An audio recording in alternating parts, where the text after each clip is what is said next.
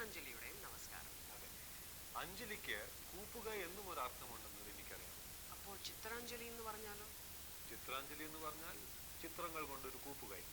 അല്ല, എല്ലാവർക്കും ഓണാശംസകൾ കൂടി ഒന്ന് പറയണ്ടേ? പക്ഷെ ഓണം കഴിഞ്ഞില്ലേ? അത് ശരിയാണ്. പോട്ടെ, റീനി ഓണത്തിന് എന്ത് ചെയ്യുന്നു? മറുനാടൻ മലയാളിക്ക് എന്തോ ഓണം ശശി.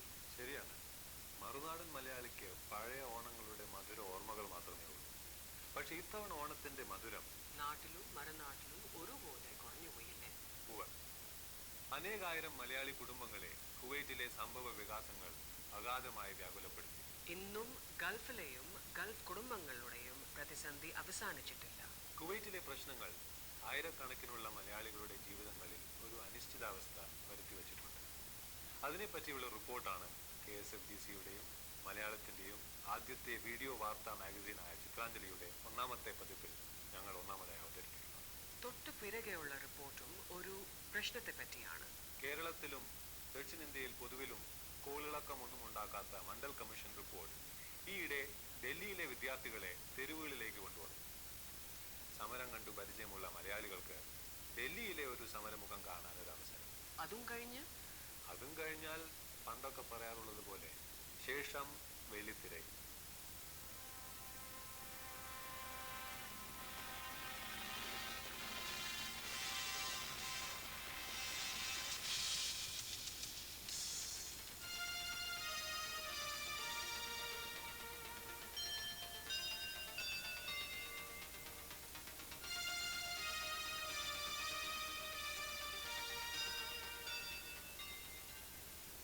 നോക്കൂ, പിന്നെ അത്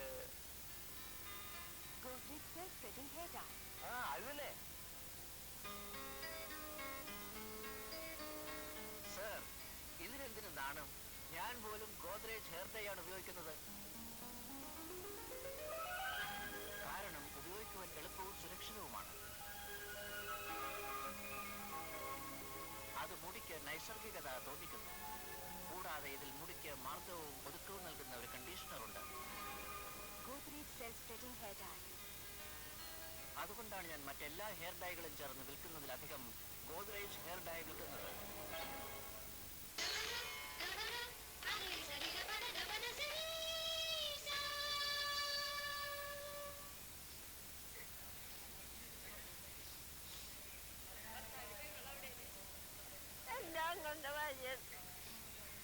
കുട്ടികളുണ്ട്, അതവിടെ പോയിട്ട് 6 മാസം കഴിഞ്ഞ് വരാൻ വേണ്ടിട്ട്.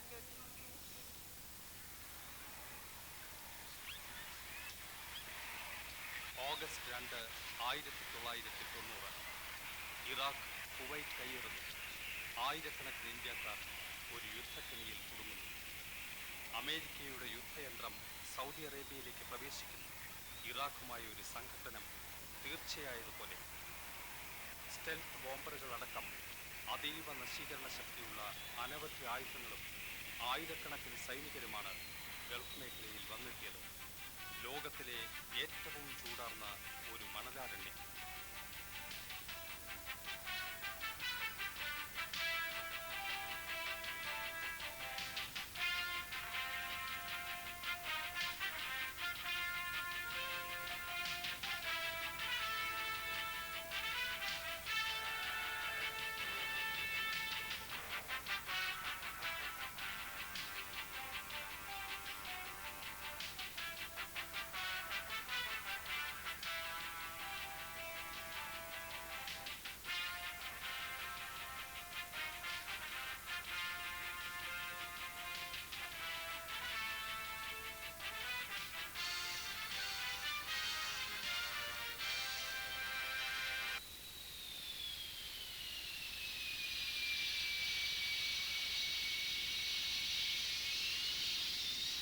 ആയിരക്കണക്കിന് മൈലുകൾ അകലെ ബോംബെ വിമാനത്താവളത്തിൽ ഓഗസ്റ്റ് 15 കുവൈറ്റിൽ നിന്നുള്ള ഇന്ത്യക്കാരുമായി ആദ്യത്തെ വിമാനം താണപ്പോൾ ആശ്വാസത്തിന്റെ ദീർഘശ്വാസങ്ങൾ ഉയർന്നു.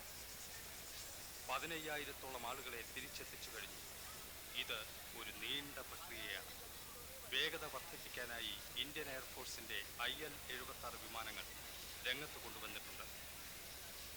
ബോംബെ വിമാനത്താവളത്തിലെ ആ രാത്രി പുനഃസമാഗമങ്ങളുടെയും ദൃക്സാക്ഷി വിവരണങ്ങളുടെയും രക്ഷപ്പെടൽ കഥകളുടെയും ഒരു നീണ്ട രാത്രിയായിരുന്നു.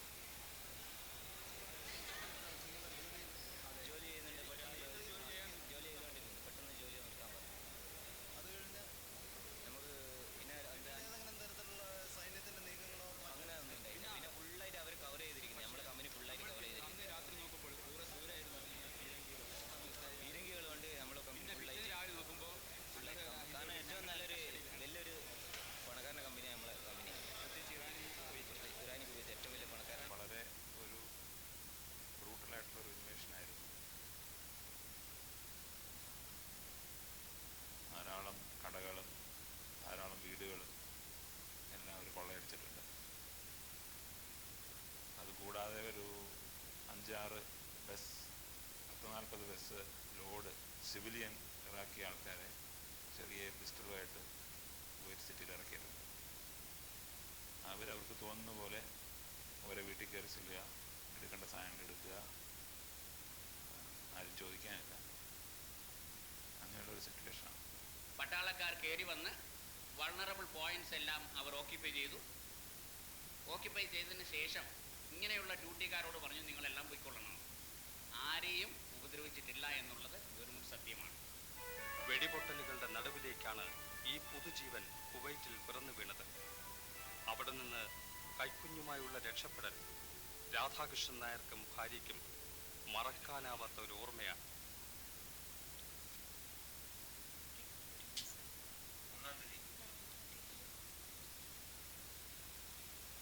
ഹോസ്പിറ്റലിൽ നിന്ന് ഓടിപ്പോണ്ടി വന്നു. ഹോസ്പിറ്റലിൽ നിന്ന് വീട്ടിൽ നിന്നാണ് ഓടിപ്പോയത്. ഹോസ്പിറ്റലിൽ നിന്ന് വന്ന് എന്നിട്ട് വീട്ടിൽ നിന്ന് ഓടി. ഹോസ്പിറ്റലിൽ നിന്ന് കാറിനകത്ത് വന്നേ. അവിടുന്ന് വീട്ടിൽ വന്നപ്പോഴത്തേന് പട്ടാളക്കാരുടെ ബഹളമായി. പിന്നെ അവിടുന്ന് കമ്പനിയുടെ വണ്ടിയിലല്ലേ പട്ടാളക്കാരൻ നിങ്ങളുടെ വീട്ടിൽ കയറിയോ? വീട്ടിൽ കയറി. അപ്പോഴത്തേന് പിന്നെ കമ്പനിയുടെ വണ്ടിയിലാണ് വേറൊരു വീട്ടിൽ പോയി. അവിടെ കുറച്ച് ദിവസം താമസിച്ച് പിന്നെ വേറൊരു വീട്ടിൽ കുറച്ച് ദിവസം താമസിച്ചു.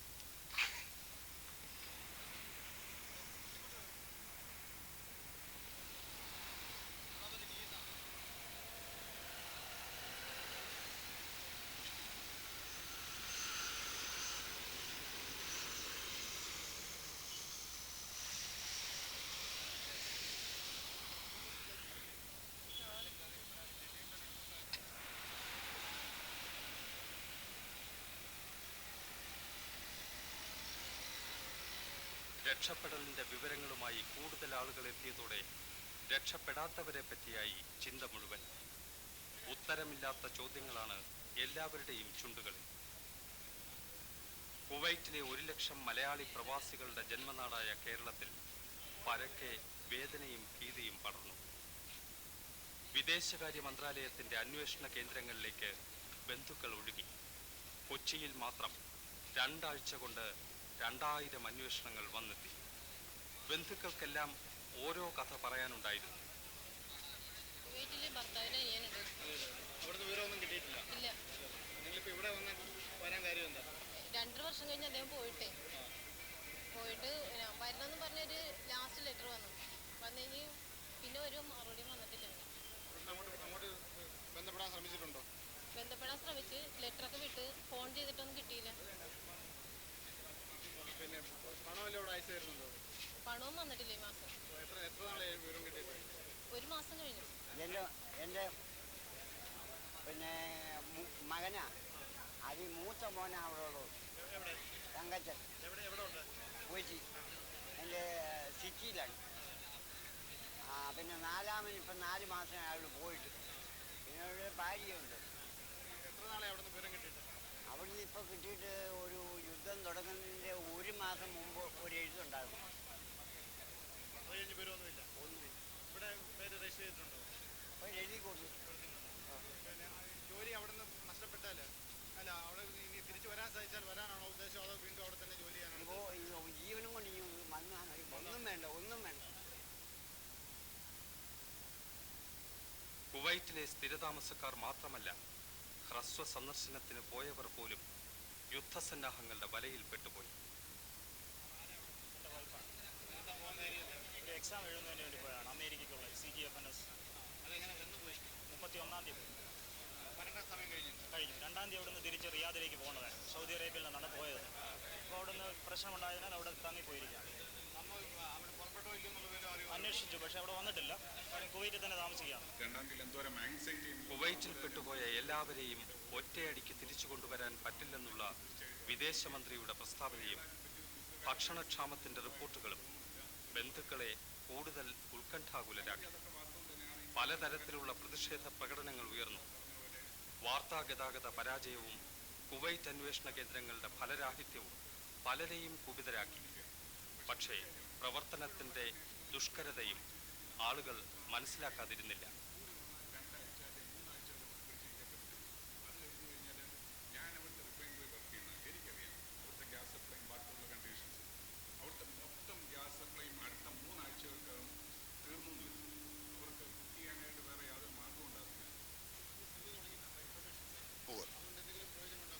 യാതൊരു പ്രയോജനം ഉണ്ടാവുകയില്ല, ഉണ്ടാകുന്നില്ല.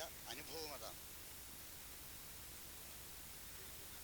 എന്തുകൊണ്ടാണെന്ന് വെച്ചാൽ കുവൈറ്റും നമ്മുടെ രാജ്യവുമായി യാതൊരുവിധ വാർത്താവിനിമയ സൗകര്യവുമില്ലെന്ന് ഇന്നലെ കേന്ദ്രമന്ത്രി വരെ പറഞ്ഞു കഴിഞ്ഞതാണ്. കാരണം 1,80,000-ഓളം ഇന്ത്യൻസ് അവിടെ ഉള്ളവരുടെ ഡീറ്റെയിൽസ് ഡൽഹിക്ക് പോയിട്ട് ഡൽഹി അത് നമ്മുടെ എംബസി ഇറാഖിന് കൊടുക്കാനേ സാധിക്കൂ. ഇറാഖും കുവൈറ്റുമായിട്ട് എന്ത് കമ്മ്യൂണിക്കേഷൻ ഉണ്ടെന്നുള്ളത് ഇപ്പോൾ അറിവില്ല. എന്തെങ്കിലും ഇൻഫർമേഷൻ വേണമെന്നുണ്ടെങ്കിൽ ഇറാഖിൽ നിന്ന് കുവൈറ്റിൽ പോയി ഇൻഫർമേഷൻ കളക്ട് ചെയ്ത് തിരിച്ച് ഇറാഖിൽ വന്നിട്ട് ട്രാൻസ്മിറ്റ് ചെയ്യണം. കാരണം കുവൈറ്റിൽ നിന്നുള്ള ട്രാൻസ്മിഷൻ കംപ്ലീറ്റ് സ്റ്റോപ്പ് ചെയ്തിരിക്കുകയാണ്. അതുകൊണ്ട് അത് എഫക്റ്റീവ് ആണോ എന്ന് എനിക്ക് തോന്നുന്നില്ല.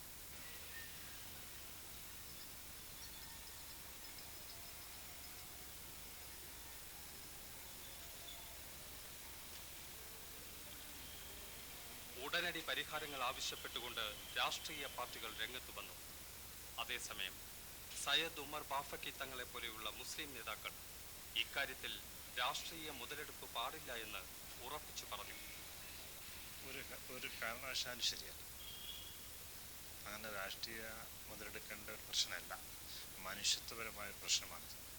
മനുഷ്യൻ്റെ ജീവനെ രക്ഷിക്കുന്നതിനും മനുഷ്യൻ്റെ തൊഴിൽ നൽകുന്നതിനും കുടുംബത്തെ സഹായിക്കുന്നതിനുള്ള മാനുഷികമായ പ്രശ്നമാണ്.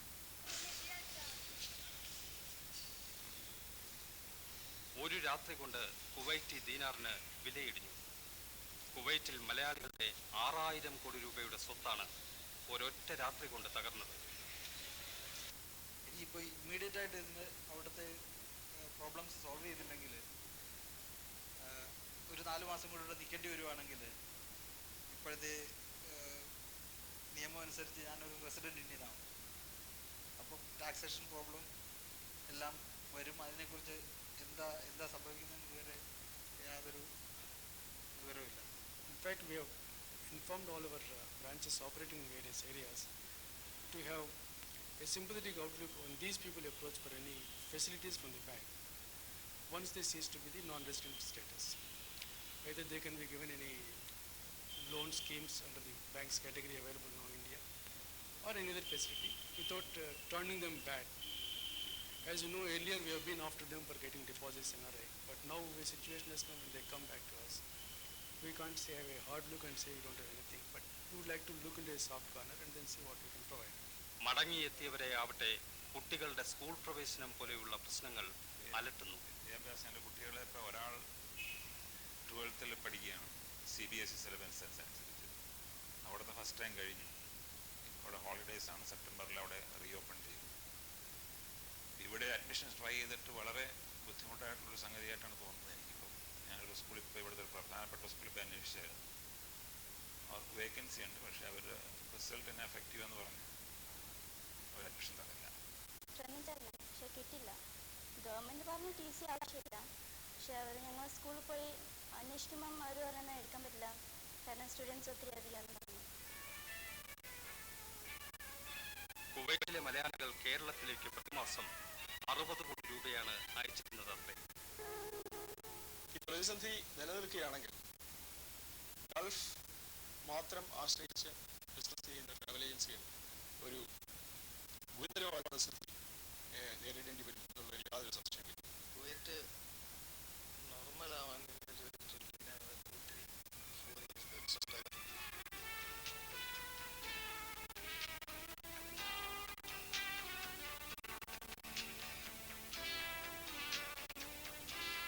മടങ്ങിയെത്തിയവരുടെ ഭാവി എന്താണ്? അവർ തിരിച്ചു പോകേണ്ടി വരുമോ? അവർക്ക് തിരിച്ചു പോകാൻ ഇഷ്ടമാണോ? തിരിച്ചു ചെല്ലുമ്പോഴോ? ഉത്തരങ്ങൾ തേടുന്ന ചോദ്യങ്ങളാണ് ഇതെല്ലാം. ഗൾഫ് രാജ്യങ്ങളോ മലയാളികളോ വന്നാൽ ഇവിടെ ബോംബെയിലെ ഇലക്ട്രിക് ട്രെയിനിലെ പോലെ റഷ് ആവുമെന്നാണ് ആ ടൈപ്പ് ഫീലിംഗ് എനിക്ക് മനസ്സിലുള്ളത്. അത്രയ്ക്ക് തിരക്കായിരിക്കും ഇവിടെ. പലരും അവിടെ ഫാമിലി ആയിട്ടുള്ളവരുണ്ടല്ലോ. ഇവിടെ ഫാമിലി ആയിട്ടിട്ട് അവിടെ താമസിക്കുന്ന പല ബാച്ചിലേഴ്സും ഉണ്ട്. അവർക്ക് പല ചുമതലകളും കടബാധ്യതകളും എല്ലാം ഉണ്ട്. അതൊക്കെ അവർ ഈ കുവൈറ്റിൽ ജോലിയെ ആശ്രയിച്ചാണല്ലോ. അതിനനുസരിച്ച് അവർ പ്ലാൻ ചെയ്തുകൊണ്ട് വന്നത്. ആൾ ഓഫ് എ സഡൻ ഇങ്ങനെ ഒരു പ്രശ്നം വരുമ്പോൾ ഫൈനാൻഷ്യലി അവർ വളരെ വീക്കായിപ്പോയി. അപ്പോൾ ചിലർ പറയുന്നത് എന്തും പറഞ്ഞേ ഞങ്ങളിവിടെ നിൽക്കുക. ചില ആൾക്കാർ മരിക്കാനാണെങ്കിൽ മരിച്ചിട്ട് ഇവിടെ കിടന്ന് മരിക്കാം. ഇവിടെ വന്നതിന് ശേഷം പഴയ ജോലിയിലോ അല്ലെങ്കിൽ പുതിയ ഏതിലെങ്കിലുമൊക്കെ ശ്രമിക്കണം. അതെല്ലാം വളരെ ബുദ്ധിമുട്ടാണ്. അതെല്ലാം ഒരു ഭയങ്കര പ്രശ്നമായിട്ടാണ് തോന്നുന്നത്. Anyway we leave everything to God. You are about to witness a crime committed in thousands of houses in this city every Saturday.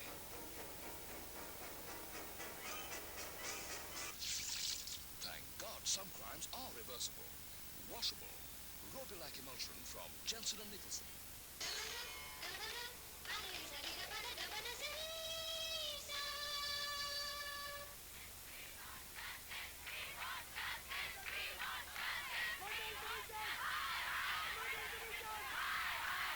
തിരുവനന്തപുരത്ത് കാണുന്നത്ര സമരങ്ങൾ ഡൽഹിയിൽ സാധാരണ കാണാൻ കിട്ടാറില്ല.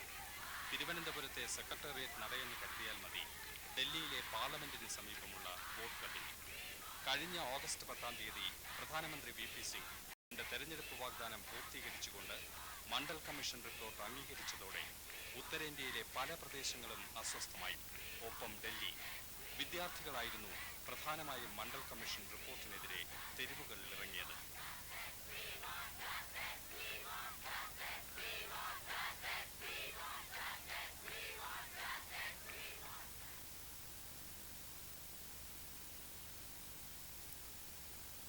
മണ്ഡൽ കമ്മീഷൻ റിപ്പോർട്ട് അനുസരിച്ച് കേന്ദ്ര ഗവൺമെന്റിലെയും പൊതുമേഖലാ സ്ഥാപനങ്ങളിലെയും 27% ജോലികൾ പിന്നോക്ക സമുദായങ്ങൾക്കും മറ്റ് ബാക്ക്വേർഡ് ക്ലാസുകൾക്കും വേണ്ടി സംവരണം ചെയ്യപ്പെടും.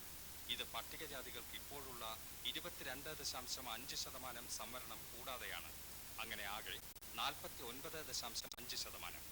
इसमें बहुत जगह ये गलतफहमी है कि शायद जहाँ सेवा में नहीं है आरक्षण वहाँ भी मंडल कमीशन लागू हो जाएगा.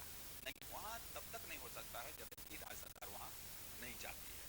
और दूसरी बात है कि मंडल कमीशन ने जितने जाति का नाम दिया है वो सारी की सारी जाति मंडल कमीशन की अपनी जाति की सूची में नहीं आएंगी. वही जाति आएंगी. റിസർവേഷൻ തത്വം സ്വീകരിക്കുന്ന സംസ്ഥാനങ്ങളിൽ മാത്രമേ റിസർവേഷൻ ഉണ്ടാവുകയുള്ളൂവെന്ന് കേന്ദ്ര തൊഴിൽ വകുപ്പ് മന്ത്രി രാംവിലാസ് പാസ്വാൻ പറഞ്ഞു. ഇപ്പോൾ തന്നെ സംസ്ഥാന ഗവൺമെന്റ് തലത്തിൽ റിസർവേഷൻ ഉള്ളയിടങ്ങളിൽ റിസർവേഷൻ കേന്ദ്ര ഗവൺമെന്റ് ജോലികളിലേക്ക് കൂടി വ്യാപിപ്പിക്കും.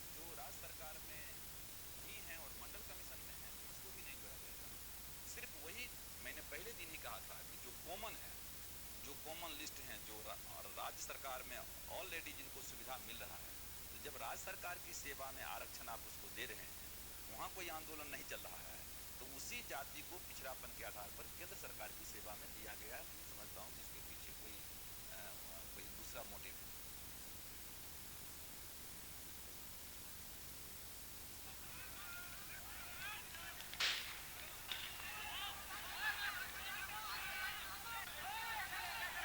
മണ്ഡൽ കമ്മീഷൻ റിപ്പോർട്ട് അംഗീകരണത്തിന് ശേഷം ഒരാഴ്ചയോളം ഡൽഹിയിലെല്ലാം മൗനമായിരുന്നു. പെട്ടെന്നാണ് കാര്യങ്ങൾ ചൂടുപിടിച്ചത്.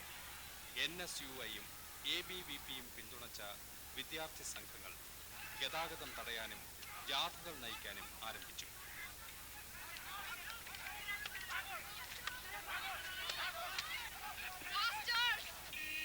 ഇതിനിടയിൽ ഗവൺമെന്റ് പാവപ്പെട്ടവർക്ക് വേണ്ടി 5 മുതൽ 10% വരെയുള്ള ഒരു പുതിയ റിസർവേഷൻ പ്രഖ്യാപിച്ചു.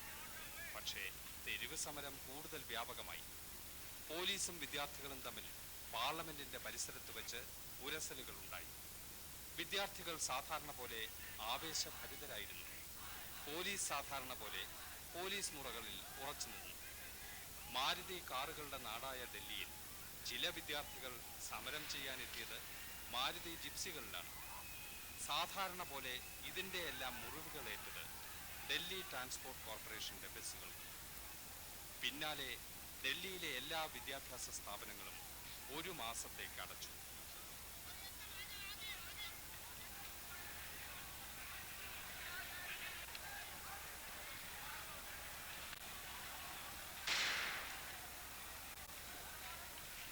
റിസർവേഷൻ കഴിവിനെ പിന്തള്ളുകയും കഴിവില്ലായ്മയെ പ്രോത്സാഹിപ്പിക്കുകയും ചെയ്യുമെന്നാണ് വിദ്യാർത്ഥികളുടെയും മറ്റ് പല വിഭാഗങ്ങളുടെയും ഭയം. മറിച്ച് പിന്നോക്ക സമുദായങ്ങൾക്ക് ഒരു വഴിത്തിരിവാണ് റിപ്പോർട്ടെന്ന് മറ്റൊരു വിഭാഗം വിശ്വസിക്കുന്നു.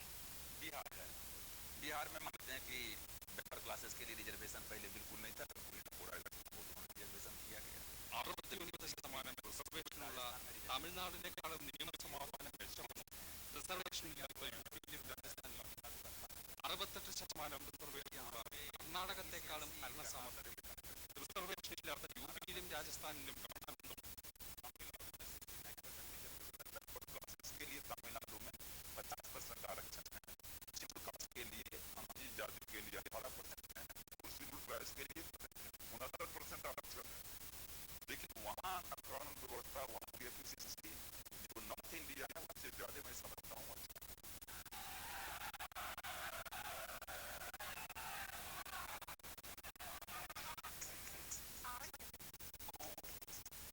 പേടിക്കാതെ ഞാൻ ഇതാ വന്നു. കാർണേഷൻ ഓൺ ക്യാപ് തരൂ. ഇതല്ല കാർണേഷൻ ഡബിൾ ആക്ഷൻ ഉള്ളത്. എപ്പോഴും അസൽ സീൽ ചെയ്ത പാക്ക് വാങ്ങുക. Double action carnation on cap.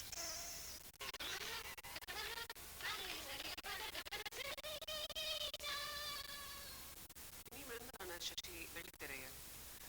ഇനി പലരും പ്രശ്നപുരുഷനായി കാണുന്നതാണ് മലയാളത്തിലെ ഒരു പ്രശസ്ത സാഹിത്യകാരനുമായിട്ടുള്ള അഭിമുഖ സംഭാഷണം. അപ്പോൾ നമ്മുടെ വീഡിയോ മാഗസീനിൽ പ്രശ്നമേ ഉള്ളൂ. ജീവിതം പൊതുവെ ഒരു പ്രശ്നമാണെന്നല്ലേ ഇനി ബുദ്ധിയുള്ളവരൊക്കെ പറയുന്നത്. ജീവിതം ഒരു പരിഹാരമാണെന്ന് ഞാൻ പറഞ്ഞു കേട്ടിട്ടുള്ളൂ. അങ്ങനെ പറഞ്ഞിട്ടുണ്ടെങ്കിൽ അത് ദൈവമായിരിക്കും.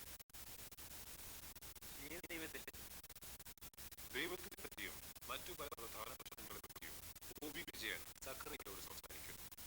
അത് കഴിഞ്ഞാൽ ആഹാ, നമ്മുടെ തുടർകഥ. എനിക്കും തുടർകഥ ഇഷ്ടമാണ്.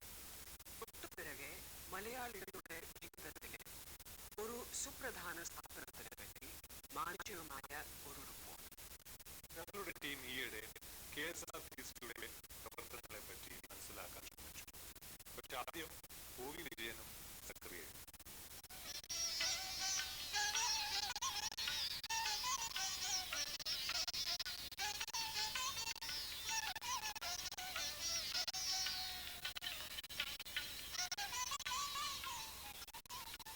ആധുനിക മലയാള സാഹിത്യത്തിന്റെ അമ്പരപ്പിക്കുന്ന രൂപഭാവ പ്രത്യയശാസ്ത്ര വൈവിധ്യത്തിൽ പോലും ഒ.വി. വിജയൻ ഒരു അസാധാരണ വ്യക്തിയായി ഉയർന്നു നിൽക്കുന്നു. ചെറുകഥാകൃത്തായി എഴുത്താരംഭിച്ച വിജയന്റെ ആദ്യത്തെ നോവലായ ഖസാക്കിന്റെ ഇതിഹാസം മലയാള നോവൽ സാഹിത്യത്തിലെ ഒരു പ്രകാശ ഗോപുരമാണ്. ചെറുകഥകൾ, മലയാളത്തിലും ഇംഗ്ലീഷിലുമുള്ള ലേഖനങ്ങൾ, കാർട്ടൂണുകൾ, നോവലുകൾ, ഇംഗ്ലീഷിലേക്കുള്ള വിവർത്തനങ്ങൾ, അങ്ങനെ നീണ്ടുപോകുന്നു വിജയന്റെ സൃഷ്ടിയുടെ പാത. സാഹിത്യത്തിൽ മാത്രമല്ല, സാമൂഹിക രാഷ്ട്രീയ മേഖലകളിലും ഒ.വി. വിജയൻ ഒരു വിവാദ പുരുഷനാണ്. ഡൽഹിയിലെ ചാണക്യപുരിയിൽ വിജയൻ തൻ്റെ ഭാര്യയോടൊപ്പം തൻ്റെ സന്തത സഹചാരിയായ പൂച്ചയുമായി കഴിഞ്ഞുകൂടുന്നു.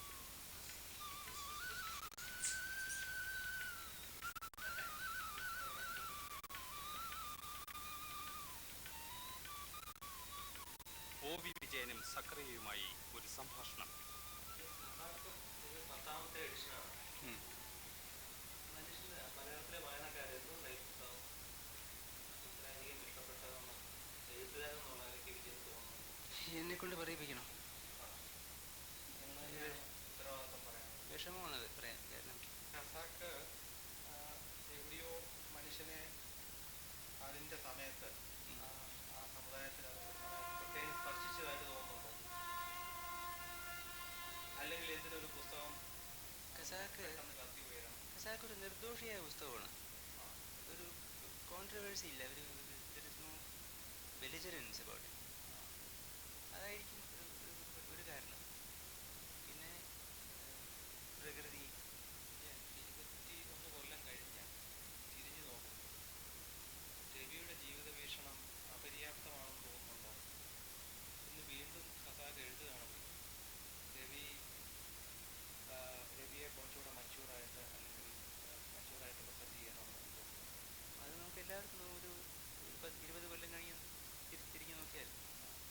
അറ്റ്മോസ്ഫിയർ തിരിഞ്ഞു നോക്കുകയാണെങ്കിൽ 400 കൊല്ലത്തിന് ശേഷം വളരെ ഇമ്മിച്ചറാണെന്ന് തോന്നുന്നില്ല. കാലത്തിൻ്റെ പ്രശ്നമാണത്.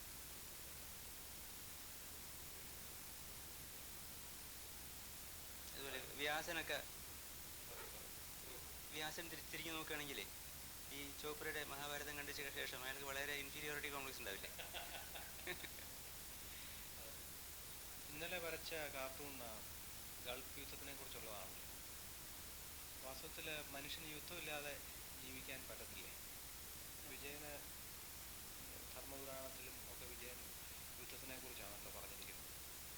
ഇതിനെപ്പറ്റി ഒരു അഭിപ്രായം പറയാൻ മെനക്കെടുന്നത് ശരിയാണ്. യുദ്ധം അതിൻ്റെ കാരണങ്ങളെയും ഇതും കുറിച്ചൊക്കെ ഒരു അതെ യുദ്ധത്തിനെ പറ്റി ഒരു അഭിപ്രായം പറയാന്നുള്ളത് തികച്ചും ഒരു പേഴ്സണൽ സർവൈവലിൻ്റെ ബാക്ക്ഗ്രൗണ്ടിൽ മാത്രം പറയാനേ കഴിയുള്ളൂ അല്ലേ? വിജയൻ ഇപ്പോൾ അധികം കാർട്ടൂണൊന്നും വരയ്ക്കാറില്ലല്ലോ. കാർട്ടൂൺ വരയ്ക്കൽ നിർത്തിക്കൊണ്ടിരിക്കുകയാണ്. കയ്യിന് വയ്യ. അതെ. അപ്പോൾ ഈ പാർക്കിൻസൺസ് ഡിസീസ് എന്ന് പറയുന്ന ഒരു ഇൻക്ലൂസീവ് ആയിട്ടുള്ള പേരാണത്. അലോപ്പതിയാണ് ചെയ്യുന്ന തൽക്കാലം. അത് ആയുർവേദ സുഹൃത്തുക്കൾ അറിയരുതെന്നുണ്ട് എനിക്ക്. ആയുർവേദം ചെയ്താൽ കുറച്ചുകൂടെ നന്നാവും തോന്നുന്നു. പെട്ടെന്ന് ക്രൈസിസ് സിറ്റുവേഷൻ ആയപ്പോൾ ആയുർവേദം ചെയ്യാൻ നാട്ടിൽ പോയി താമസിക്കും. പെട്ടെന്ന് ഒരു റെമഡി കിട്ടാൻ അലോപ്പതി ആശ്രയിക്കേണ്ടി വന്നു എന്നുള്ളൊരു ആകപ്പാടെ നാട്ടിൽ പോയി നിങ്ങൾ നാട്ടിൽ പോയി താമസിക്കേണ്ട ഒരു സമയം സന്ദർഭമൊക്കെയാണ് എല്ലാ കാലത്തും. ഇനി യാത്ര ചെയ്യാനുള്ള സമയം മാത്രമേ ബാക്കിയുള്ളൂ. നാട്ടിലെ ചിലപ്പോൾ കാർട്ടൂണിൻ്റെ കാര്യം പറയാൻ നിങ്ങൾ ഈ കാർട്ടൂൺ അതിൻ്റെ പഴയ ചില കാർട്ടൂൺസ് നോക്കുകയാണെങ്കിൽ അതിൻ്റെ ഈ എത്ര കണ്ട് ഭംഗി നഷ്ടപ്പെട്ടു പോയി ഒരു കാര്യങ്ങൾക്ക് അറിഞ്ഞുകൊണ്ടാണ് എൻ്റെ മെനുപ്രബിലിറ്റിയിലാണ്. അതെ.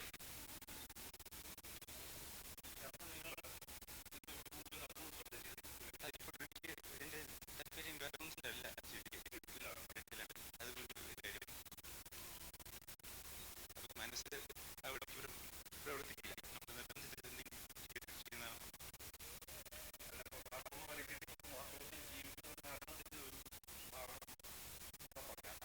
അതെ, ഒരു ജീവിതം സന്ധാരണം ചെയ്തിട്ടുണ്ട്. എഴുത്തുകൊണ്ട് അതൊന്നും പറയൂടാ. വ്യക്തിയുടെ ഭൂതത്തിലേക്ക് നോക്കുമ്പോൾ മലയാളികളുടെ സമൂഹത്തിൽ പറയാവുന്ന ഏറ്റവും പ്രധാനപ്പെട്ട ഒരു പ്രശ്നം, എടുത്തു പറയാവുന്ന ഒരു പ്രശ്നം ഏതാണ്? ഇപ്പോൾ ഒരു കോൺഫിഡൻഷ്യൽ കാര്യം എടുക്കാൻ ഈ കമ്മ്യൂണിസ്റ്റ് സംവിധാനങ്ങൾ ഉണ്ടായിരുന്ന രാജ്യങ്ങളിൽ മുഴുവനും അവരുടെ അനുഭവം അവരെ അതിനെ തിരസ്കരിക്കാൻ നിർബന്ധിച്ചു. നമ്മളിപ്പം ശുദ്ധമാർക്സിസം നടപ്പാക്കുന്നവരുണ്ട് എന്നിട്ടോ ശരിയെന്നാകപ്പെട്ട ഒരു വഴിവെച്ച ഒരു ട്രേഡ് യൂണിയൻ കാലാവസ്ഥ. എന്നിട്ട് നമ്മളിപ്പോൾ മറികടന്ന് പുതിയ ഒരു ഒരു ഒരു പ്രതിസന്ധിയെ നേരിടാൻ പുതിയ ഉപകരണങ്ങൾ വേണം. മനസ്സിൻ്റെ പുതിയ ഉപകരണങ്ങൾ വേണം നമുക്ക്. അതില്ല. ഇപ്പോൾ ഈ അതിശയോക്തിയാണെന്ന് ആളുകൾ പറയും, പക്ഷേ എനിക്ക് തോന്നുന്നില്ല. കാരണം ഈ ഇപ്പോഴുള്ള കണക്ക് വെച്ച് നോക്കുകയാണെങ്കിൽ ഈ ടെമ്പറേച്ചറിൻ്റെ ഈ താപനില കൂടുന്നത്, ഓസോൺ ബെൽറ്റിൻ്റെ കൂടുന്നത്, നമ്മളതിൻ്റെ ഇടയ്ക്കാണ് ആണവ നിലയെ കൊണ്ടുവരാൻ പോണത്. അതും അപ്പോൾ ഈ താപനില ഇങ്ങനെ കൂടി പോവുകയാണെങ്കിൽ ഈ കേരളം ഒരു 10 അടി കടലിൻ്റെ ഇത് നിരപ്പ് ഉയർന്നത് ഈ കേരളം മുങ്ങിപ്പോവില്ലേ? പഴയ അവസ്ഥയിൽ പരശുരാമൻ ഇൻ റിവേഴ്സ് എന്നുള്ള സ്ഥിതി വരില്ലേ? അപ്പോൾ പിന്നെ എനിക്കൂടെ അതായിരിക്കും കേരളത്തിൻ്റെ എന്താ എല്ലാ വിപ്ലവത്തിൻ്റെ അന്ത്യം, സ്റ്റേറ്റ് വിതറിങ് ചെയ്ത മാതിരി ഉള്ള സംഗതിയായിരിക്കും ചിലപ്പോൾ. ഹലോ ആ ടി വി ഇതൊരു വേറൊരു ടി വിക്കാർ ഇവിടെ വന്നിട്ടുണ്ട്. ഇല്ല, the original TV is here. ഇത് പിൽക്കാലങ്ങളിൽ വിജയന് ഒരു കാലത്ത് ഒരു കമ്മ്യൂണിസ്റ്റുകാരനായിരുന്നു. പിൽക്കാലങ്ങളിൽ വിജയന് എന്തുകൊണ്ട് ഇങ്ങനെ ആളുകൾ ഒരു കമ്മ്യൂണിസ്റ്റ് എതിരാളി എന്നുള്ള ഒരു പേരെങ്ങനെ വന്നു? എതിരാളി എന്ന് പറയുന്നതിൽ എനിക്ക് തന്നെ അത്ഭുതമാണ്. കാരണം ഞാൻ ഒരിക്കലും ഒരു ആൻറ്റി കമ്മ്യൂണിസ്റ്റ് സ്റ്റാൻഡ് എടുത്തിട്ടില്ല. I been critical. വിജയൻ ദൈവത്തിൽ വിശ്വസിക്കുന്നുണ്ടോ? എന്ന് ചോദിച്ചാൽ ഉത്തരം പറയാൻ വിഷമമാണ്. അതെന്തുകൊണ്ടാണ്? അതൊരു വ്യക്തമായ ധാരണ വേണ്ട ഒരു സംഗതിയല്ലേ അത്? ഏത് ദൈവത്തിൽ?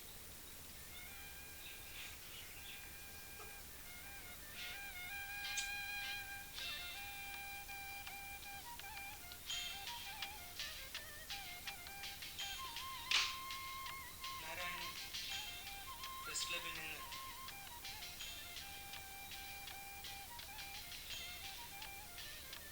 ഗുരുദ്വാര രഥബന്ധിന്റെ ഓരത്തുകൂടെ മടങ്ങി. ഗുരുമന്ദിരത്തിലേക്ക് കടന്നില്ല. പടിക്കൽ നിന്ന് ഒരു സൂക്ഷ്മസ്വരം അയാളോട് ചോദിച്ചു, നീ അകത്ത് വരാത്തതെന്ത് മകനെ? ചോദിച്ചു, കൊട്ടേഷൻ, നീ അകത്ത് വരാത്തതെന്ത്, മകനെ, പുരുഷന്മാർ കൊട്ടേഷൻ ക്ലോസ്.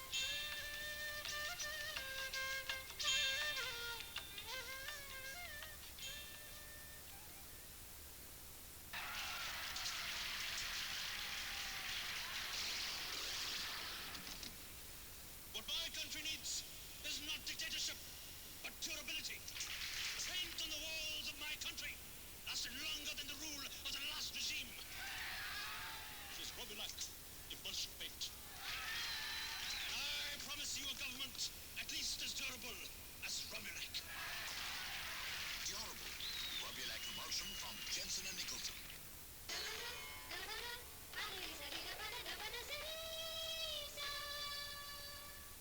ലാലുബായ് ചത്തൂരിയ, ഒരു കവിയുടെ ഞെട്ടിപ്പിക്കുന്ന കഥനകഥ.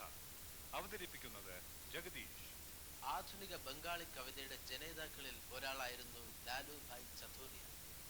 AD 1774 ബംഗാളിലെ തിർപ്പടെ എന്ന ഗ്രാമത്തിൽ ബിന്ദോളി താലൂക്കിലെ ഒരു ഇടത്തരം കുടുംബത്തിലായിരുന്നു ലാലുഭായിയുടെ ജനനം.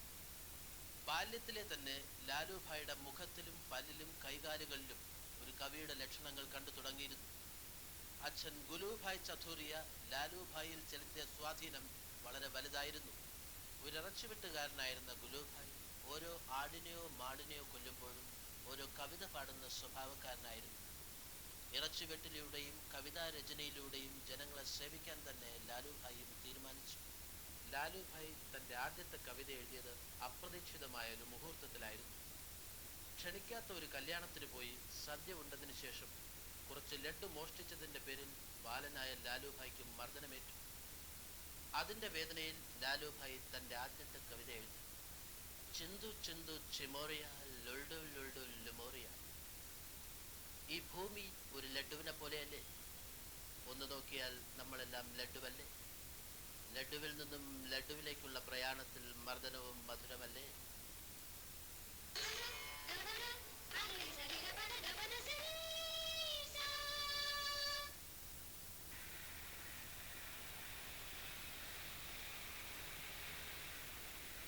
സാധാരണക്കാരനായ മലയാളിയുടെ ദൈനംദിന ജീവിതത്തിൽ ഒരു വലിയ താങ്ങും തണലുമാണ് Kerala State Road Transport corporation.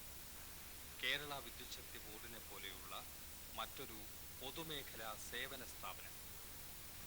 ഈ രണ്ട് ശക്തന്മാരില്ലെങ്കിൽ മലയാളി പിന്നെ എന്ത്?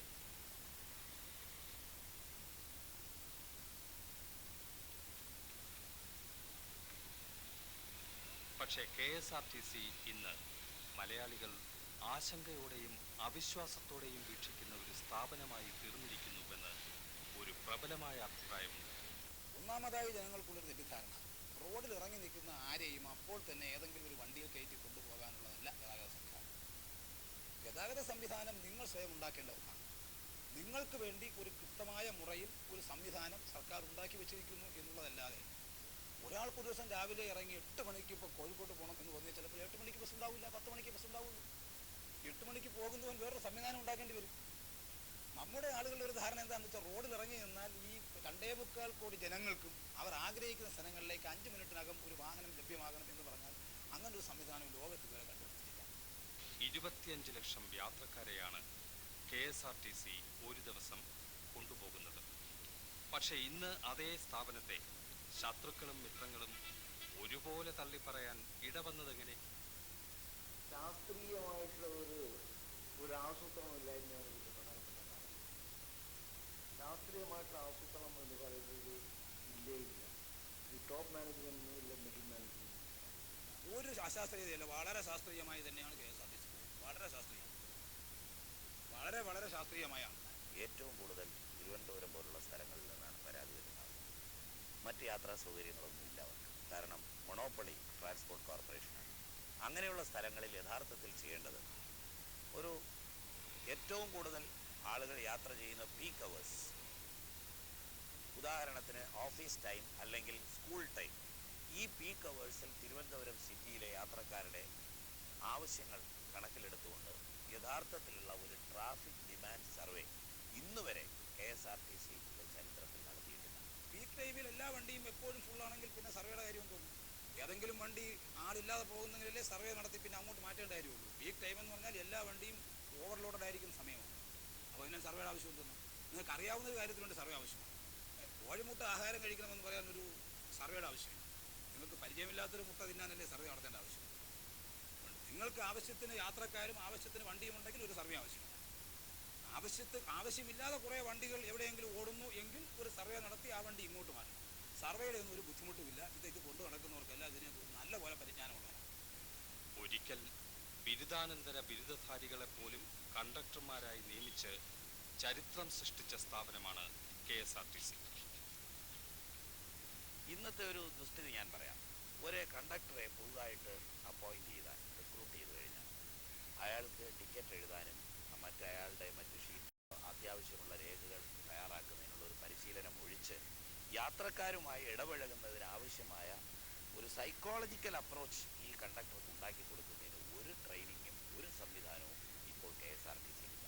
എന്നോട് ചോദിച്ചാൽ ഇതൊരു വലിയ കുട്ടിത്തമാണ്. ഞാൻ നന്നാകണമെങ്കിൽ എനിക്ക് ട്രെയിനിങ് നൽകണം എന്ന് ഞാൻ പറഞ്ഞാൽ എന്നെക്കുറിച്ചുള്ള ധാരണ എന്താ? ഞാൻ മന്ത്രിയായിരിക്കുന്നു, ഞാൻ നിങ്ങളോട് നന്നായി പെരുമാറാൻ എനിക്ക് ട്രെയിനിങ് കൊടുക്കണം. നന്നായി പെരുമാറുക എന്നുള്ളതിനൊരു ട്രെയിനിങ് ലോകത്തെങ്ങും കണ്ടുപിടിച്ചിട്ടില്ല. അങ്ങനെ ട്രെയിനിങ്ങും സാധ്യമല്ല.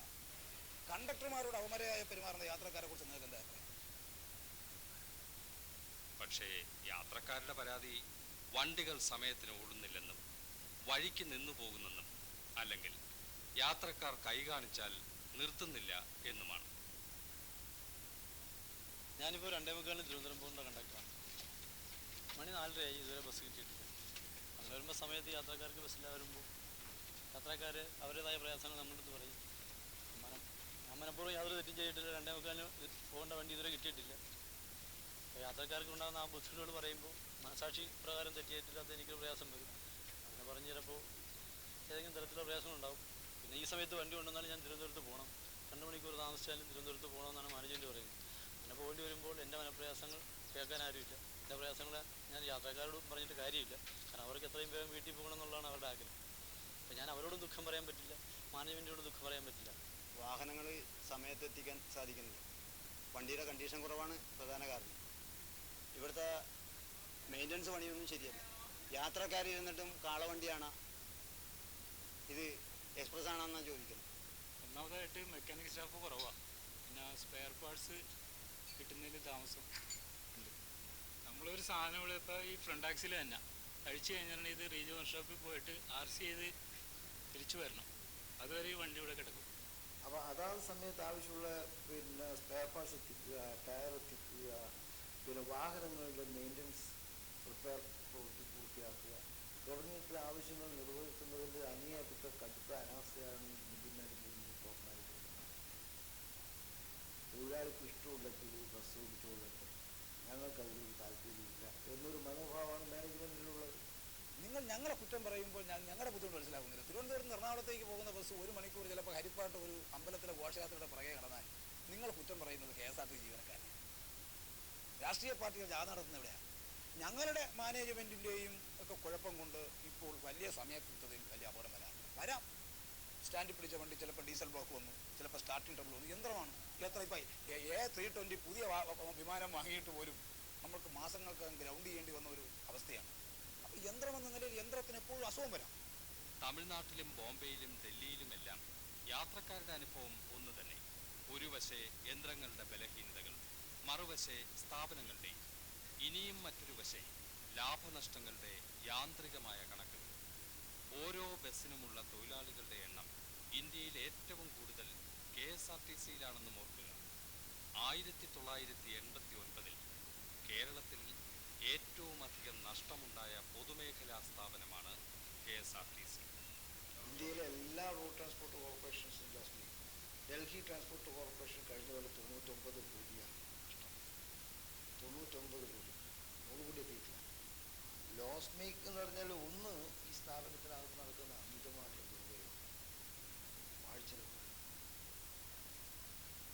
സാധനങ്ങൾ വാങ്ങുന്നത് വലിയ ചെലവുകളാണ്. പിന്നെ ലാഭകരമായി നടത്തുന്നതിന് വേണ്ടിയിട്ടുള്ള ആത്മാർത്ഥമായിട്ടുള്ള പരിശ്രമങ്ങളൊന്നും നടത്തും. കോർപ്പറേഷൻ നഷ്ടത്തിൽ പോകാൻ കാരണത്തിന് ഒരു പ്രധാനപ്പെട്ട ഒരു കാരണം ഒന്ന് കേരളമാണെന്നുള്ളതാണ്. കാരണം കേരളത്തെ സംബന്ധിച്ച് ഇന്ത്യയിലെ മറ്റു സംസ്ഥാനങ്ങളിൽ നിന്ന് വളരെ വ്യത്യസ്തമാണ് എല്ലാ കാര്യവും. കേരളത്തിൽ എല്ലാ ട്രാൻസ്പോർട്ട് മാത്രമല്ല, കേരളത്തിലെ എല്ലാ രംഗങ്ങളിലും ഉള്ള പ്രത്യേകത കേരളത്തിലുമുണ്ട്. ഇപ്പോൾ കേരളത്തിൽ എന്തുകൊണ്ട് വ്യവസായം നഷ്ടത്തിൽ, കേരളത്തിൽ എന്തുകൊണ്ട് മറ്റു പല കാര്യങ്ങൾ ലാഭത്തിൽ പോകുന്നില്ല? കാരണം കേരളത്തിൽ ചിലവ്, കേരളത്തിൽ മെച്ചപ്പെട്ട വേതനമാണ്. കേരളത്തിലെ പത്രക്കാരനായാലും, കേരളത്തിലെ ചുമട്ടുതൊഴിലാളിയായാലും, കേരളത്തിലെ സർക്കാർ ഉദ്യോഗസ്ഥനായാലും, തൊഴിലാളിയായാലും കേരളത്തിൽ മെച്ചപ്പെട്ട വേതനം കൊടുക്കാൻ ബാധ്യസ്ഥമാണ്. കൊടുക്കണം എന്ന് തന്നെയാണ് എൻ്റെ അഭിപ്രായം. എൻ്റെ അഭിപ്രായം കൊടുക്കണമെന്ന് തന്നെയാണ്. പക്ഷെ അങ്ങനെ വരുമ്പോൾ ബുദ്ധിമുട്ട് എന്താണെന്ന് വെച്ചാൽ, ആ വേതനം കൊടുത്ത് അവനെ കൊണ്ട് ചെയ്യിക്കാവുന്ന ജോലിയെ ചെയ്യിക്കാൻ പറ്റുള്ളൂ. 8 മണിക്കൂർ വിശ്രമം, 8 മണിക്കൂർ വിനോദം, 8 മണിക്കൂർ ജോലി, ഇത് ചിക്കാഗോ തീരുമാനം ഇന്ത്യയിൽ നടപ്പിലാക്കുന്നു. മറുവശത്ത് സ്വകാര്യ ബസ് സർവീസുകൾ KSRTCയുമായും പരസ്പരവും മത്സരിക്കുക മാത്രമല്ല, ധാരാളം ലാഭമുണ്ടാക്കുകയും ചെയ്യുന്നു.